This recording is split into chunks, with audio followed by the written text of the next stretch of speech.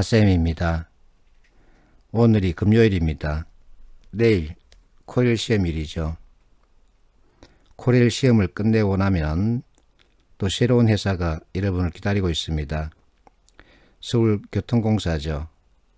서울교통공사가 채용 계획을 발표하면서 이번에는 철도 안전 관련 법령 그리고 4차 산업혁명 관련 문제를 출제하겠다 이렇게 밝혔는데 또 이게 여러분에게는 초미의 관심이죠. 이번에 변화가 좀 생겼죠. NCS 채택 영역이 줄었습니다. 작년까지는 10개 영역을 채택했는데 이번에는 7개 영역입니다. 의사, 수리, 문제, 조직, 정보, 자원관리, 직업윤리 이와 같은 영역의 출제 예상 문제는 직무 설명서를 보면 어느 정도 예상할 수 있습니다. 자, 어떤 학생이 서교공을 준비하고 있답니다. 그래서 법제처에서 다운받아서 정독해야 되느냐 어떻게 되는지 몰라서 답답하답니다. 그래서 내가 답했죠. 암기해서 답을 고를 문제는 없다. 지문으로 관계법령과 4차 산업혁명 관련 내용을 주겠다는 것이다. 자, 여러분들이 NCS에 대해서 이해를 제대로 잘 해야 합니다. NCS는 암기한 지식을 평가하겠다고 불쑥 나타난 게 아닙니다. 그래서 4차 산업혁명 관련 내용, 문제, 의사소통, 자료해석, 자원관리, 문제해결 이 같은 영역에서 다 나올 수 있는 겁니다. 자, 이렇게 나오든 저렇게 나오든 우리는 문제 답은 1+1은 2라고 하는 이 명제 가지고 찾아야 합니다. 그런데 1+1은 3이란 명제 가지고 답을 찾아야 한다면 여러분들은 20년간 공부할 이유가 없습니다. 그래서 우리는 어떤 형태로 나오든 이 명제로 문제를 풀고 답을 정해야 되는 거죠. 자, 학생들이 서교공 이 출제 경향에 대해서 어떻게 반응을 하고 있는지 내가 쭉 살펴봤습니다. 그랬더니 공준모에서는 제대로 보고 있더군요. 지문 내에 철도안전법 그리고 4차 산업혁명 관련 내용을 주겠다는 겁니다. 그런데 스터디를 만들어서 공부하겠다는 학생들 봤더니 철도법과 4차 산업혁명을 암기하듯이 공부하겠다는 겁니다. 이거 아주 잘못된 겁니다. 그래서 내가 NCS는 전공시험이 아니라 그러죠. 철도법과 4차 산업혁명은 관련된 내용을 전공 공부하듯이 하면은 그거 암기하는 겁니다. 저번에 토지주택공사 심화 문제 별도로 출제했습니다.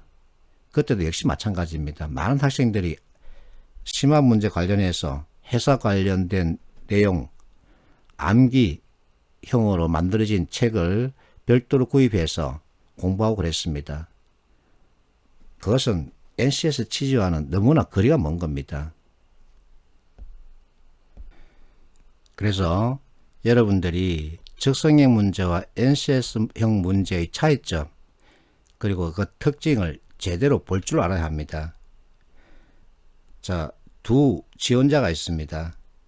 A는 건보시험 지원했는데 지문에 발전소 관련 내용이 나왔답니다. 그러면서 발전소 관련 이론을 공부해야 하는지 난감하다 하면서 나한테 카톡을 보냈습니다.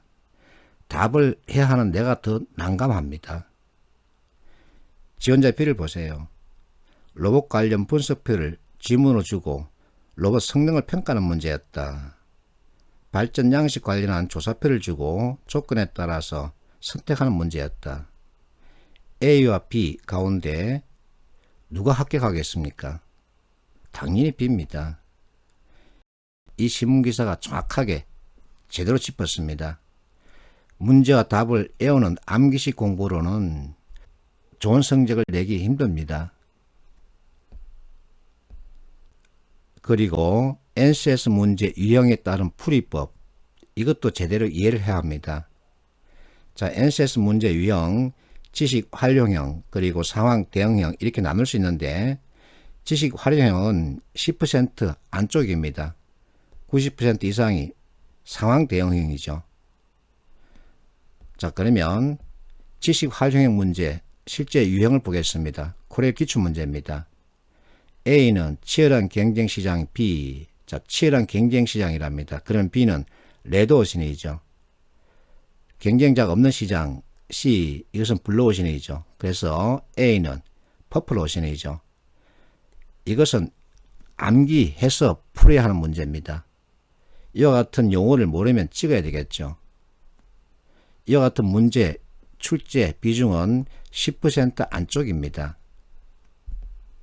자, 상황 대응형 문제입니다. 앞에서 잠깐 언급했던 그 로봇 관련된 문제인데, 자, 성능이 가장 우수한 로봇, 가장 나쁜 로봇을 고르라는 겁니다. 여기 판단 기준이 있습니다. 이 기준에 따르면 되겠죠. 별 숫자 세고 가장 나쁜 거 숫자 세면은 답은 5번이겠네요. 상황 대응형 문제가 지식 활용형 문제보다 더 쉽죠.